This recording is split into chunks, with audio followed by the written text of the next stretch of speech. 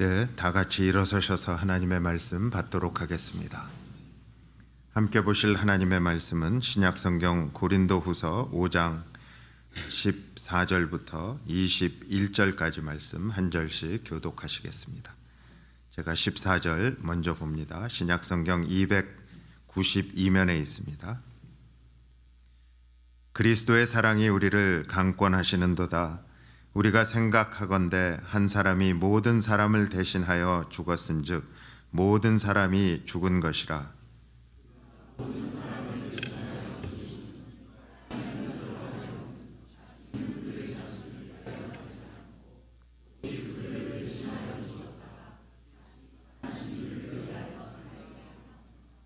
그러므로 우리가 이제부터는 어떤 사람도 육신을 따라 알지 아니하노라. 비록 우리가 그리스도도 육신을 따라 알았으나 이제부터는 그같이 알지 아니하노라.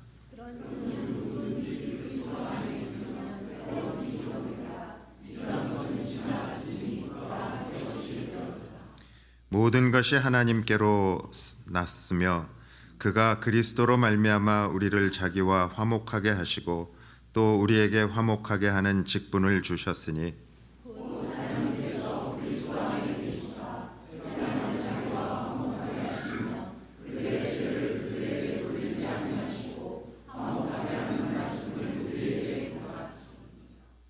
그러므로 우리가 그리스도를 대신하여 사신이 되어 하나님이 우리를 통하여 너희를 권면하시는 것 같이 그리스도를 대신하여 간청하노니 너희는 하나님과 화목하라.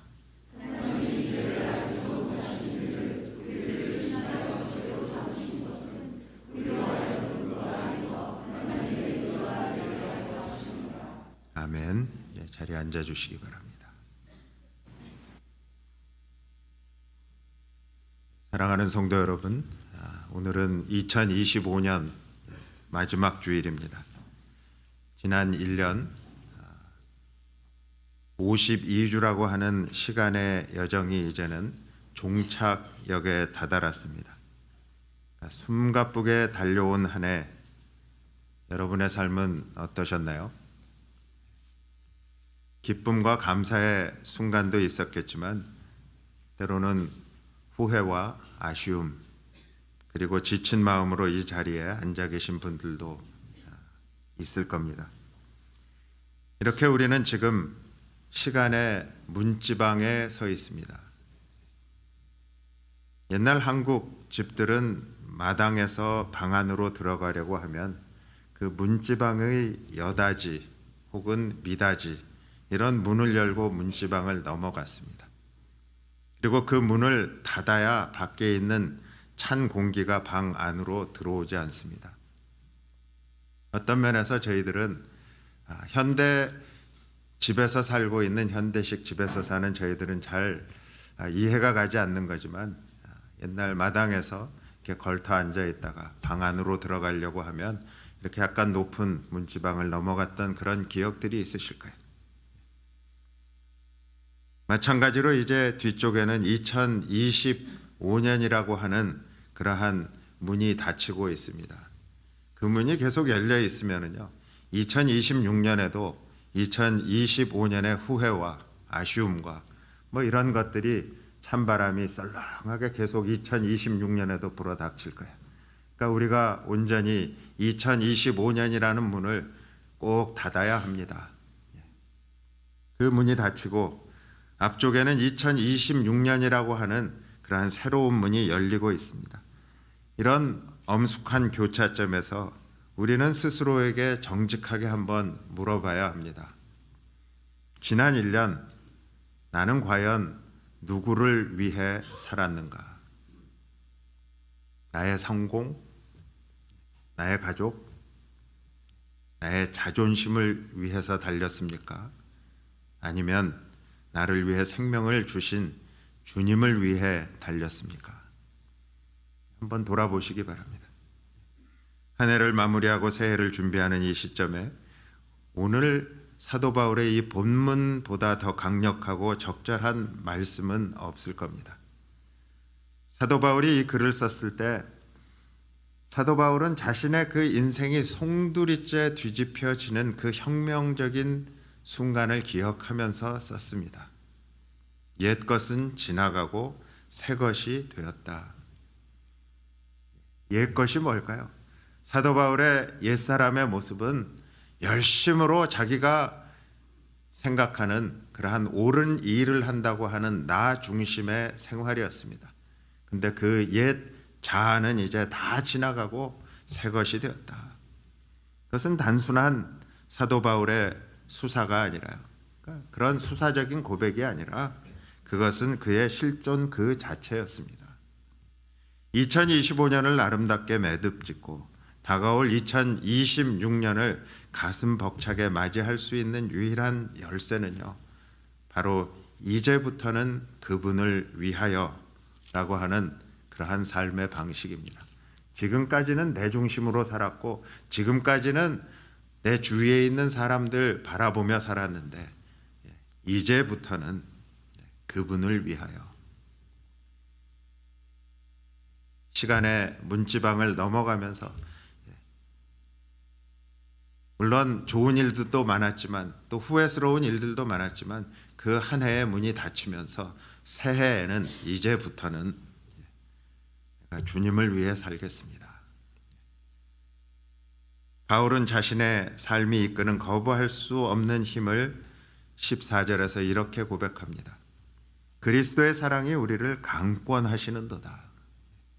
우리가 생각하건대 한 사람이 모든 사람을 대신하여 죽었은즉 모든 사람이 죽은 것이라. 나를 위한 삶은 이제 끝났다는 거예요.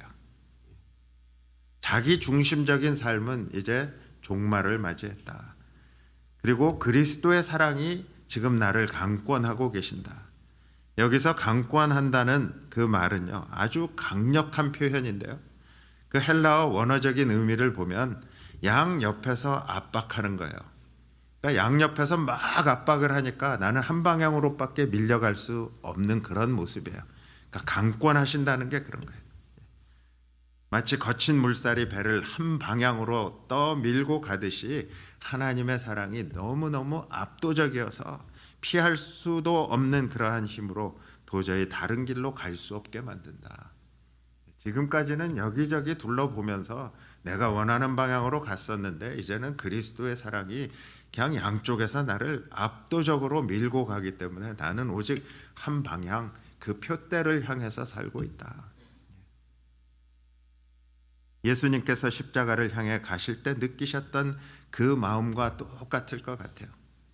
누가복음 12장에 보면 예수님이 이런 말씀을 하세요. 나는 받을 세례가 있으니 그것이 이루어지기까지 나의 답답함이 어떠하겠느냐. 주님은 지금 십자가를 지셔야 되고요. 하나님의 뜻을 온전히 이루어야 하는, 그래서 성령으로 세례를 모든 믿는 사람들에게 줘야 하는 그러한 일이 앞에 기다리고 있기 때문에 거기로 단숨에 달려가고 싶은데 거기를 향해서 지금 양쪽에서 쫙 밀고 가는 그 일이 이루어지기까지 답답함이 어떡하겠느냐. 우리에게도 이런 거룩함을 향한, 하나님의 사랑을 향한 답답함이 과연 있는가? 이런 사랑에 사로잡힌 사람에게는 두 가지 분명한 변화가 일어납니다. 첫 번째는 옛 자아와 결별하는 변화입니다.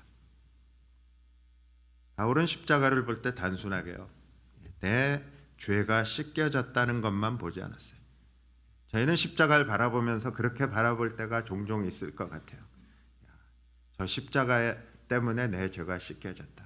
근데 단순하게 그 하나만 본 게 아니라요, 바울은 더 깊은 거를 봤어요. 그래서 예수님이 죽으실 때 그 안에서 내 옛날의 사람, 옛날에 나도 함께 죽었다. 한마디로 나를 위한 삶에 지금 폐업 신고를 하는 거예요. 개점을 하고 살았는데 그게 다 나를 위한 삶이었는데 이제는 나를 위한 삶은 폐업하고 이제 주님을 위한 삶을 살겠다. 바울 사도는 분명하게 말해요. 한 사람이 죽었은즉 모든 사람이 죽은 것이다. 이거는 엄청난 선언입니다. 예수님이 십자가에 죽으실 때 단순히 내 죄만 씻겨진 게 아니라요. 나를 세상의 중심으로 삼고 살았던 나의 옛 자아가, 고집스럽던 과거의 내가 그 십자가 위에서 함께 죽었다고 하는 사망 선고예요. 단순한 폐업 신고 뛰어넘어서 사망 지금 선고를 하고 있어요. 그래서 바울이 갈라디아서에서 우리가 잘 아는 그 구절 이렇게 선포하는 거야. 내가 그리스도와 함께 십자가에 못 박혔나니. 이것이 성도가 깨달아야 할 가장 중요한 진리입니다. 그러니까 우리가 예수님을 믿는다는 거는요, 나 자신을 위해 살던 옛 국적을 이제 포기하는 거야. 반은 세상에 반은 주님께 걸쳐놓은 삶은 불가능한 거예요. 그래서 옛사람은 죽었습니다. 거기에서 그치는 게 아니라 이제는 새 주인을 향한 헌신하는 변화된 삶을 나는 산다. 옛 자아가 죽었다면 이제 남은 것은 무엇일까? 사도 바울이 이렇게 얘기해요. 15절에 보시면 그가 모든 사람을 대신하여 죽으신 것은 살아있는 자들로 하여금 다시는 그들 자신을 위하여 살지 않고 오직 그들을 대신하여 죽었다가 다시 살아나신 이를 위하여 살게 하려 합니다. 우리의 인격이 사라진다는 말이 아닙니다. 우리의 삶의 목적이 바뀌는 겁니다. 전에는 나를 위해서 살았다면 이제부터는 나를 위해 죽으시고 부활하신 그분을 위해 사는 거예요. 종교개혁자 존 칼빈이 십자가 앞에서 이렇게 고백합니다. 주님, 제 심장을 주님께 드립니다. 저에게서 단 하나도 남겨두지 않고 주님께 내 심장 온전히 모두 다 드립니다. 이것이 강권하시는 사랑을 만난 사람의 마땅한 반응인 겁니다. 여기서 우리가 주의해서 생각해야 할 게 있어요. 우리는 흔히 나를 위해 살면 안 된다. 제가 이런 말씀을 드리면 나를 위해 사는 삶과는 이제 빠이빠이 했고 다 끝내버렸으니까, 사망 선고를 했으니까 이제부터는 나를 위해 살면 안 된다고 생각해요. 근데 성경은 나를 돌보고 나를 귀하게 여기는 것을 죄라고 말씀하지 않습니다. 문제는 나만을 중심에 두고 사는 삶입니다. 나를 위해 살지 말고 주님을 위해 살라는 그 말은요, 내 삶을 버리고 주님만 생각하며 24/7 그렇게 살라는 그런 뜻이 아니라는 거예요. 성경이 말하는 나를 위해 사는 삶이란 것은 내 안전을 위해서, 내 욕망을 위해서, 내가 인정받는 것을 위해서 그런 삶의 최종 기준이 되는 그런 삶을 살지 말라는 거죠. 그 자리에, 최종 기준이 되는 자리에 내가 앉아있는 삶, 더 이상은 그런 삶을 살지 말라. 그리고 주님을 위해 산다는 말은요, 내 감정, 내 삶, 내 소명 다 억누르는 그러한 삶이 아니라 주님의 사랑 안에서 참된 나로 살아가는 그러한 삶입니다. 다시 말씀드려요. 나를 위해 살지 말라는 말씀은요, 나를 없애라고 하는, 인격이 사라지게 하라는 그런 명령이 아니라 주님 없이 나를 중심에 두고 살지 말라는 그런 부르심에 있는 거예요. 여러분 한번 생각해 보세요. 우리 각자의 모습들이 다 다릅니다. 잘하는 것도 있지만 연약한 부분도 있습니다. 그런데 그 나의 이 조그마한 것이 무한하신 하나님, 그 하나님이 인격체를 입고 사람으로 이 세상에 오신 예수 그리스도 안에 들어가게 되면 하나님은 우리의 그 부족한 일부분의 모습을 보시는 게 아니라요, 나의 인격 그대로 있습니다. 조금씩 변합니다. 그런데 그러한 삶의 중심에 예수 그리스도가 계시면 하나님은 그 온전체 예수 그리스도를 보신다는 거예요. 우리가 나를 위해 살지 말고 주님을 위해 살라는 것을 문자적으로 2차원적으로 보는 게 아니라요, 나의 이 부족한 삶 위에 주님의 거룩하신 온전한 삶이 겹쳐지게 되면 더 이상 2차원이 아니라 3차원적인 그 3디멘셔널한 온전한 삶을 살게 된다는 거예요. 그리고 나를 부인한다는 말은 나라는 존재를 없애거나 미워하라는 그런 뜻이 아니에요. 그러니까 저희들 그런 모습이 종종 있잖아요. 예수 믿는다고 하면서도 내가 왜 그런 말을 했을까? 내가 왜 그런 행동을 했을까? 나 자신이 너무 초라하고 나 자신이 너무 형편없어 보이니까 나를 그냥 지워버리고 싶은 그런 마음이 드는데 그렇게 하라는 게 아니에요. 하나님 없이 스스로 주인이 되려고 하는 죄로 왜곡된 그 옛 자아를 내려놓으라는 거예요. 성경이 문제 삼는 것은 나를 위해 사는 것이지 그 나를 위해 사는 것 그 자체가 아니라요. 나만을 중심으로 생각하고 나만을 중심으로 행동하는 것, 그러면서 하나님을 수단으로 사용하는 자기 중심적인 삶의 방식을 이제는 청산하라는 거예요. 이민자가 미국 시민권을 받을 때 그 선서하는 장면이나 아니면 직접 선서를 이렇게 해보신 적이 다 있으실 거예요. 오른손을 들고 이전 국가에 대한 충성을 포기한다고 선언합니다. 그래야만 새로운 나라의 시민이 됩니다. 그러니까 우리의 신앙도 마찬가지인 거예요. 2025년을 보내면서 우리가 가장 먼저 해야 할 것은요, 이제부터는 그분을 위하여, 이제부터는 주님을 위하여 옛 주인에게 사표를 내는 거예요. 옛 주인은 내 자아고 내 중심적인 삶이었다면 이제 그 옛 주인에게 사표를 내고 이제부터는 내가 주님을 위하여 살겠습니다. 이제부터는 주님, 내 자존심, 내 욕심을 위한 삶은 십자가에서 끝났습니다. 이런 고백이 오늘 2025년이라는 그러한 시간의 문지방에서 그 문지방을 넘어가야 하는 우리 모두의 고백이 되기를 간절히 소원합니다. 이제 자기 중심적인 삶의 종말을 고한 사람이 이제 믿음의 삶을 새롭게 시작해야 되잖아요. 옛 자아가 죽고 예수로 사는 사람들에게 놀라운 변화가 생긴다고 말씀드렸잖아요. 근데 그 변화가 무엇일까? 바울 자신이 직접 경험한 변화입니다. 바울의 시력이 교정이 됐어요. 바라보는 눈이 바뀌었어요. 자신을 위한 삶이 끝나면 세상을 보는 눈이 달라집니다. 그러니까 완전히 새로운 눈을 뜨게 됩니다. 바울이 다메섹 선상에서 그 부활하신 주님의 영광의 빛을 보고 눈이 멀었잖아요. 근데 다시 눈이 뜨게 되었을 때, 그 눈이 띄어졌을 때 옛 자아의 육신적인 눈이 사라지고 이제는 새로운 눈을 뜨게 된 거예요. 그게 16절 17절의 말씀이에요. 그러므로 우리가 이제부터는 어떤 사람도 육신을 따라 알지 아니하노라. 바울 자신의 고백입니다. 자신이 전에는 육신을 따라 사람들을 바라봤어요. 그래서 사람을 알았어요. 저 사람은 저 출신이고 이런 모습의 사람이니까 이렇겠구나 그랬는데 이제부터는 어떤 사람도 육신을 따라 알지 아니하노라. 그러면서 뭐라 그래요? 그런즉 누구든지 그리스도 안에 있으면 새로운 피조물이라.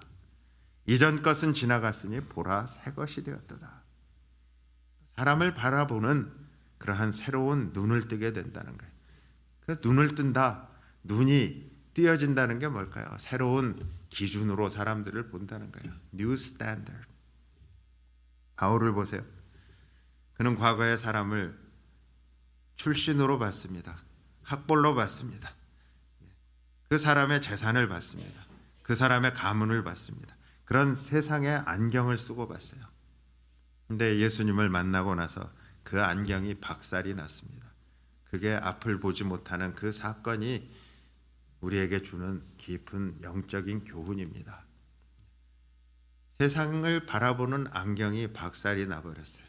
그리고 눈이 멀어버렸어요. 그런데 하나님이 그 멀어버린 눈을 새롭게 해주시면서 새로운 눈을 주시니까 바울은 이제 더 이상 사람을 육신을 따라 세상적인 기준 따라서 평가하지 않게 되었다는 거예요. 돈이 얼마나 많은지, 학벌이 얼마나 좋은지, 출신이 얼마나 훌륭한 가문 출신인지 중요하지 않습니다. 이제 바울은 단 하나의 기준으로 사람을 봅니다. 저 영혼에게 예수님이 필요한가?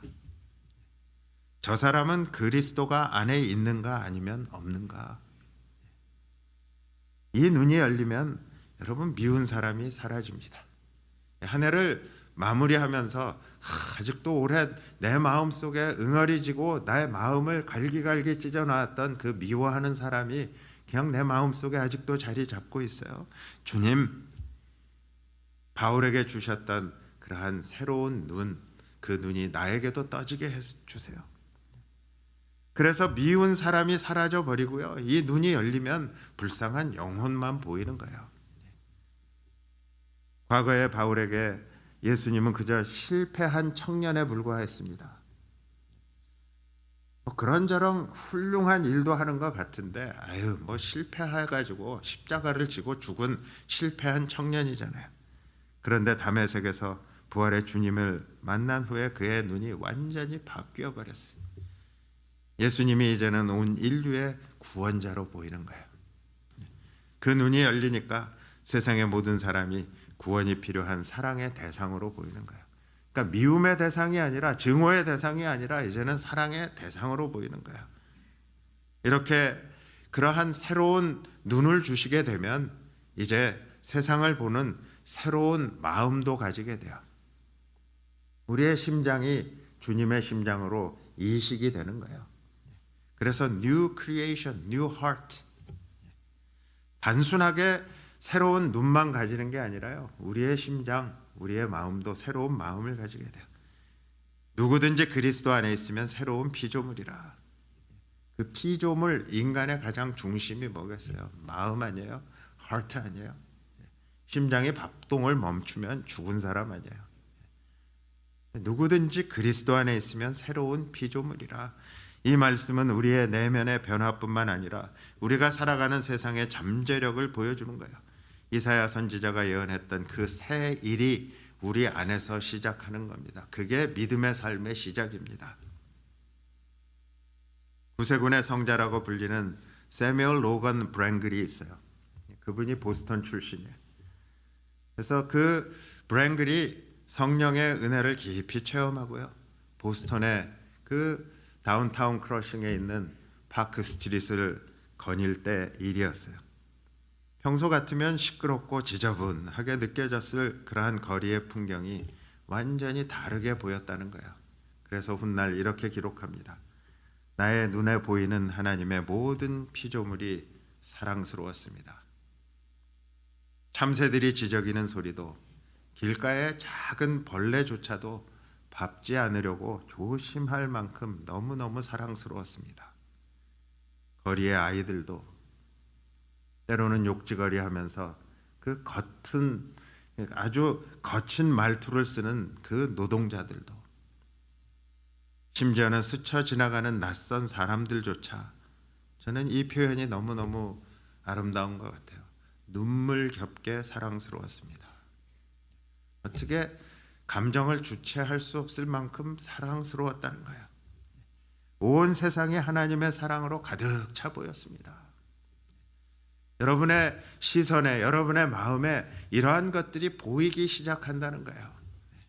이것이 새로운 피조물의 시선입니다. 그리스도의 눈으로 보고 그리스도의 심장으로 사랑하는 것, 이것이 믿음의 삶이라는 거예요. 여러분, 2025년 한 해 동안 누군가를 미워하고 또 누군가를 내가 판단하고 누군가를 무시하지는 않으셨나요? 시간의 이 문지방에서 새해를 맞이하기 전에, 그 문지방을 넘어가기 전에 우리에게 필요한 것은 더 좋은 계획표가 아니라요, 이 새로운 눈, 새로운 마음입니다. 주님, 이제부터는 내 눈을 열어주셔서 내 남편을, 내 아내를, 내 자녀를, 내 직장의 동료를, 내 교회의 성도들을 주님의 눈으로 보게 하여 주시옵소서. 이것이 새로운 피조물의 삶이라는 거예요.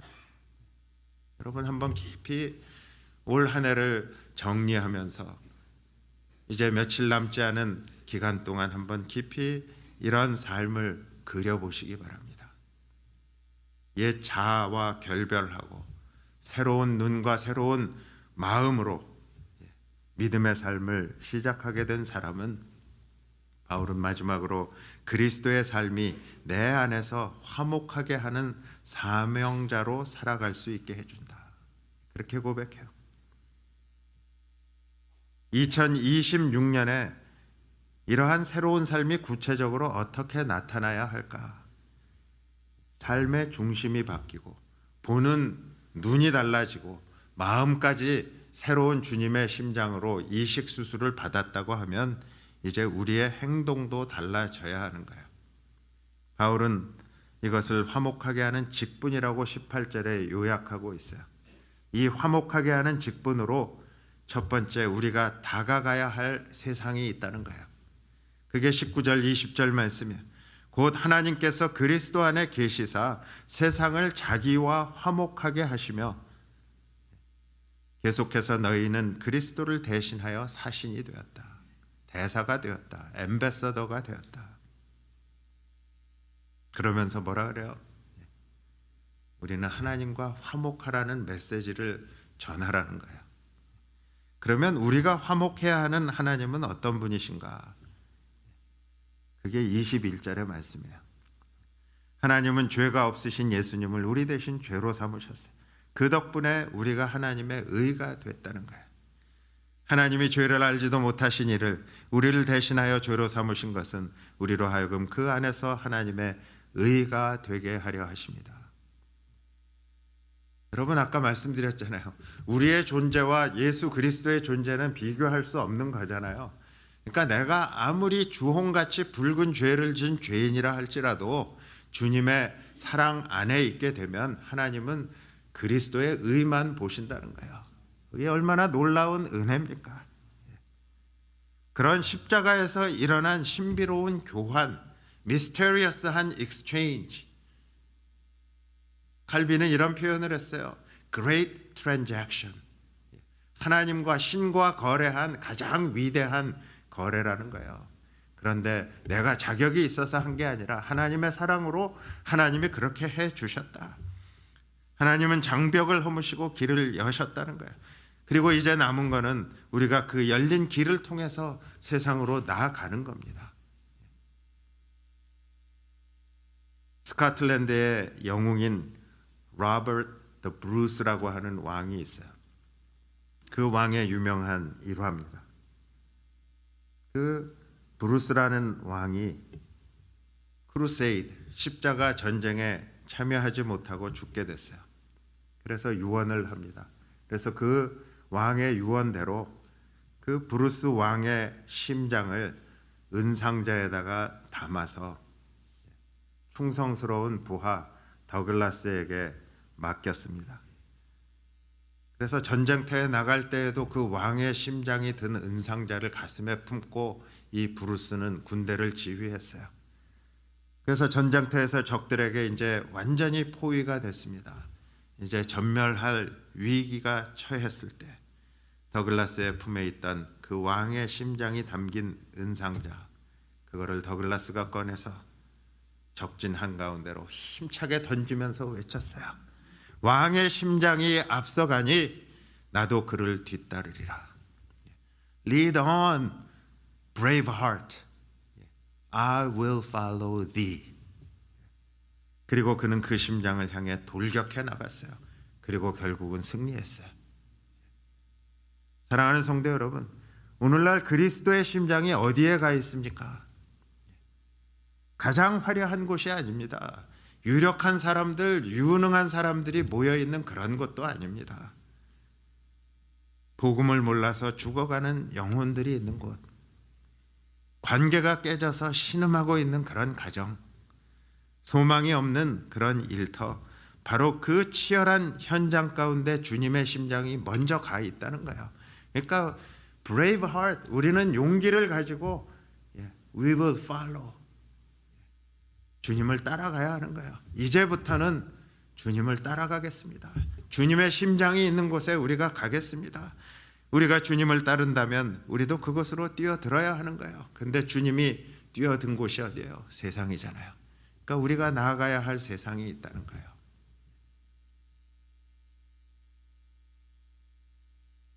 그리고 우리가 나아가야 할 세상이 있을 뿐만 아니라 전해야 할 말씀이 있어요. We have a world to reach out, but also we have a word to preach. 전해야 할 말씀이 있어요. 하나님은 우리에게 그래서 아주 귀한 직함을 주셨어요. 그게 그리스도의 대사라는 직함이에요. Ambassador of Christ. 여러분, 대사는 자기 생각을 말하는 사람이 아닙니다. 자기를 파송한 왕의 뜻을 전하고 왕의 편지를 전달하는 사람입니다. 저희들이 때로 전도를 한다고 하면서 실수하는 게 뭐냐 하면 성경에 나와 있는 예수 그리스도를 그대로 전해야 하는데 내가 부족하게 이해한, 또 째째하게 이해한, 편협하게 이해한 그런 예수님을 전하려고 하다가 오히려 원투펀치 맞고 낙아웃되는 게 우리의 모습입니다. 우리는 주님의 말씀을 전해야 하는 거야. 왕의 편지를 전달하는 사람이에요. 주님이 십자가에서 이루신 일을 전달하는 사람이에요. 왕의 뜻을 전하는 거예요. 하나님은 사랑하십니다. 여러분을 사랑하십니다. 여러분의 어떤 자격이 있어서 하는 게 아니라 하나님은 사랑 그 자체이시기 때문에 우리의 왕이신 예수님의 메시지는 단 하나인 거예요. 그래서 오늘 사도 바울이 그것을 이야기하는 거예요. 하나님과 화목하라. 아직 하나님과 화목하지 못하셨어요? 전도하러 가서. 또 저도 설교를 준비할 때마다, 하나님의 말씀을 선포할 때마다 우리가 하나님과 화목해야 하지 않겠습니까? 화목한 사람의 모습은 이런 모습이라고 하나님의 말씀이 증거하는 게 아닙니까? 그런데요, 이 직분은 영광스러운 직분이기도 하지만 동시에 겸손하게 감당해야 할 직분이기도 합니다. 권위 없는 설교는 무기력합니다. 그러니까 성령의 그러한 능력을 받지 못한 권위 없는 전도는 참 무기력합니다. 그런데요, 겸손이 없는 설교는 오히려 또 폭력이 될 수 있습니다. 말씀은 분명히 이야기하는데 그 말씀을 휘두르면서 폭력이 될 수 있어요. 겸손함이 없으면. 우리가 전도하다가 선교를 하다가 많이 저지르는 실수가 이런 거예요. 우리가 더 좋은 나라의 문명 국가에서 살기 때문에 그러한 아직도 문화가 떨어지는 그러한 나라의 사람들을 아래로 봅니다. 겸손하게 그들에게 복음을 전해야 하는데 그래서 좋은 것 갖다가 막 물질로 주면 다 되는 줄 압니다. 그게 폭력이 된다는 거예요. 우리가 전도와 선교를 참 지혜롭게 해야 하는데 겸손하게 해야 되는 거예요. 목회자의 설교도 마찬가지예요. 겸손하지 못한 설교는 오히려 폭력이 된다는 거예요. 우리는 하늘의 권위를 가지고 담대하게 전하지만 그리스도의 온유함으로 사람들에게 다가가야 한다는 거예요. 마틴 루터가 말합니다. 우리의 목표는 사람의 마음을 얻는 겁니다. 사람에게 좋은 것 주고 뭐 이렇게 구제해 주는 그게 아니라 사람의 마음을 얻는 게 우리의 목표입니다. 말씀이 그들의 마음에 떨어지게 하십시오. 당신의 말이 아니라 진리의 생명의 말씀이 그들의 마음에 떨어지게 하십시오. 하나님이 그 마음을 붙드시면 모든 것은 이루어진 겁니다. 그러니까 하나님의 손에 달려 있는 거고 그 열매는 하나님의 손에 달려 있는 거고 우리에게 맡겨진 사명은 하나님의 생명의 말씀이 그 마음에 떨어지게 하는 거라는 거예요. 나를 통해 하나님이 말씀하시게 하는 것, 이것이 세상을 향한 가장 위대한 섬김이라는 겁니다. 2025년 시간의 문지방을 넘어서면서 오늘 말씀을 2026년 삶으로 가져가기 위해서 제가 두 가지 구체적인 제안을 드립니다. 첫 번째 제안은요, 화목의 전화, 화목의 문자 그 한 통을 좀 보내시기 바랍니다. 올해가 가기 전에 자존심 때문에 아니면 서운함 때문에 벽을 쌓고 지낸 사람이 있다면 여러분 먼저 연락하세요. 미안하다, 고맙다, 그리고 사랑한다. 내가 먼저 손 내미는 거, 그것이 옛 자아가 죽은 사람의 증거입니다. 아직 내 옛 자아가 죽지 않았기 때문에 손을 못 내미는 거예요. 예수님을 믿고 사도 바울처럼 옛 것은 지나가고 새 것이 되었고 내가 새로운 피조물이라 한다면요, 그러면 주님의 사랑과 은혜 가운데 내가 먼저 손을 내밀어야 하는 거예요. 올해 며칠 남지 않았어요. 올해가 가기 전에요, 내년까지 그 찬바람이 썰렁하게 불게 여러분 문을 활짝 열어놓고 내년을 맞이하시겠어요? 주님의 사랑으로 따뜻하게 그 문을 닫으셔야 하지 않겠어요? 화목하게 하는 직분은 멀리 있는 게 아닙니다. 내가 무슨 시간을 기다려서 내가 실력이 되고 내가 때가 돼가지고 그거 하는 게 아니라요, 어떻게 보면 간단한 거예요. 내 전화기 속에 있는 거예요. 전화기 속에 여러분 컨택, 거기에 내 마음에 상처를 주고 내가 아직 관계가 회복되지 않은 화목해야 할 사람 전화번호 들어있잖아요. 그냥 누르기만 하면 되잖아요. 문자 몇 개, 여러분 손 놀려서, 아니 손으로 놀리시기 힘들면 그냥 스피커 켜고 음성 인식으로 말만 해도 되잖아요.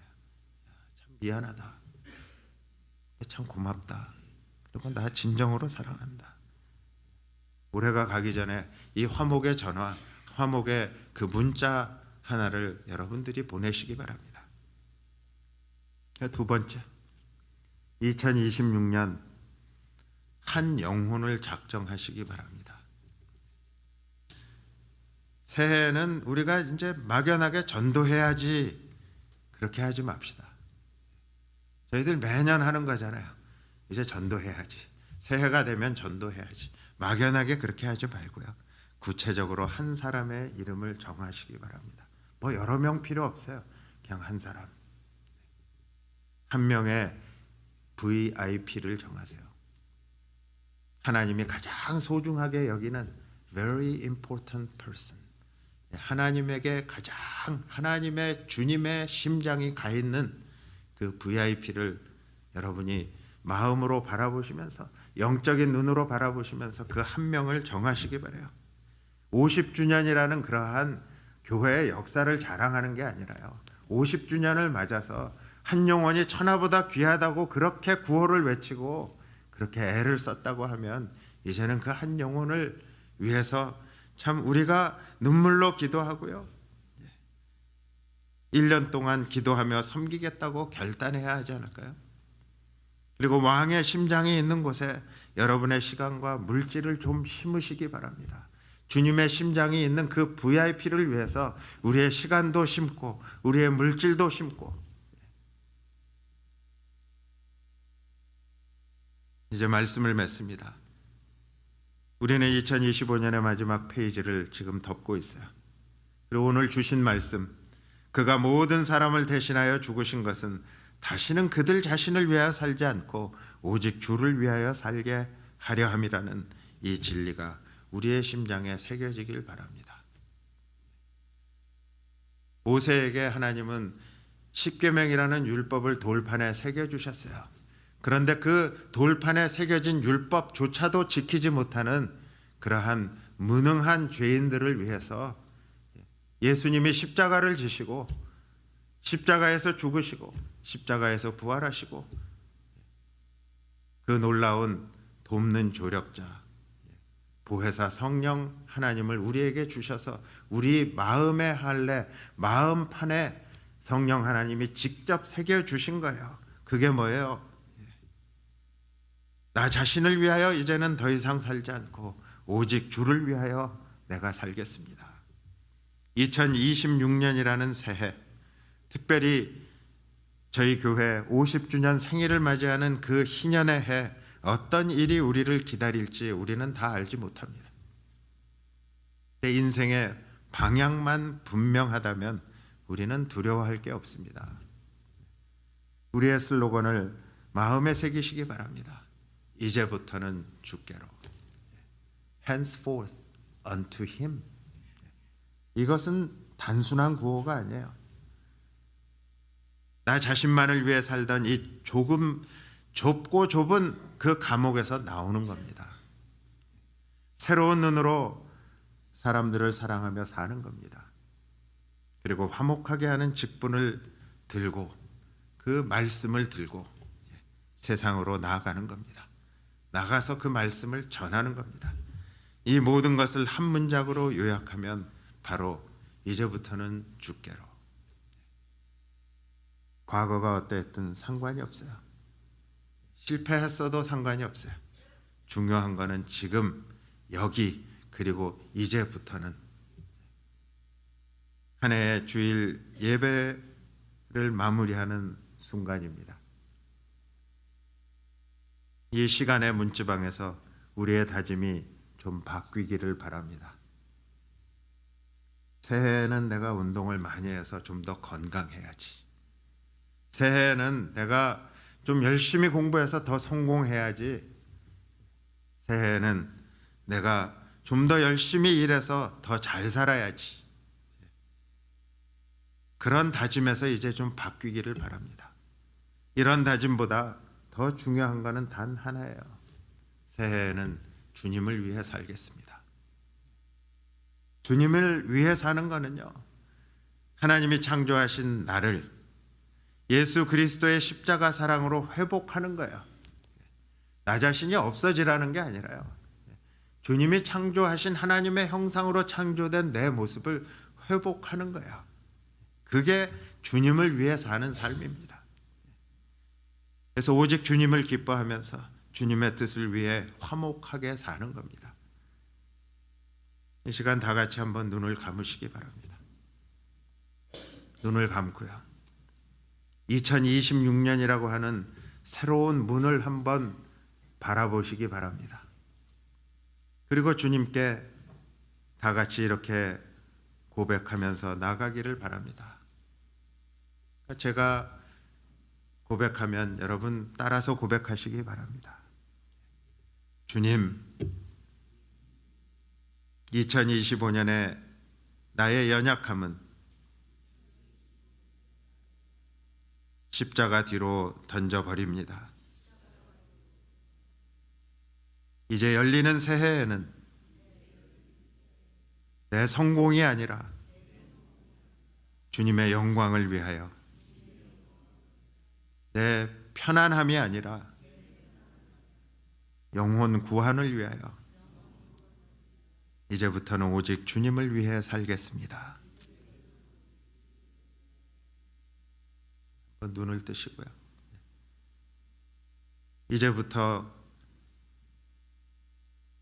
주님께로, 이제부터는 주님을 위하여, 이 순간부터 그리고 영원히 이렇게 다짐하는 저와 여러분의 2026년을 가장 위대하고 영광스러운 해로 만들어 주실 줄 믿습니다. 이 거룩한 고백과 결단이 여러분의 가정과 일터와 50번째, 50번째 맞이하는 그 교회 안에 새로운 피조물의 능력으로 나타나기를 주님의 이름으로 축복합니다. 만물을 새롭게 하시는 아버지 하나님, 보라, 이전 것은 지나갔으니 새 것이 되었도다. 지나간 과거에 머물러 계신 분이 아닌 그 하나님을 찬양합니다. 오늘 우리에게 새날을 주시고 새 일을 행하시는 창조주 하나님, 그 하나님께 감사를 드립니다. 한 해의 끝자락에서 다시 시작할 수 있는 은혜를 주신 하나님 감사합니다. 한 해를 떠나보내는 시간의 문지방에서 우리는 2025년의 모든 아픔과 후회를 모두 다 주님께 맡겨드립니다. 낡은 습관과 옛사람의 모습을 벗어버리고 주님이 주시는 새 옷을 입고 예배하기를 간절히 소원합니다. 이제부터는 우리를 새롭게 하시는 주님의 능력을 힘입어서 새 마음과 새 영으로 예배의 자리에 나가기를 간절히 소원합니다. 이 시간 이곳에 임재하셔서 우리의 심령을 새롭게 빚어 주시옵소서. 예수님의 이름으로 기도했습니다. 아멘.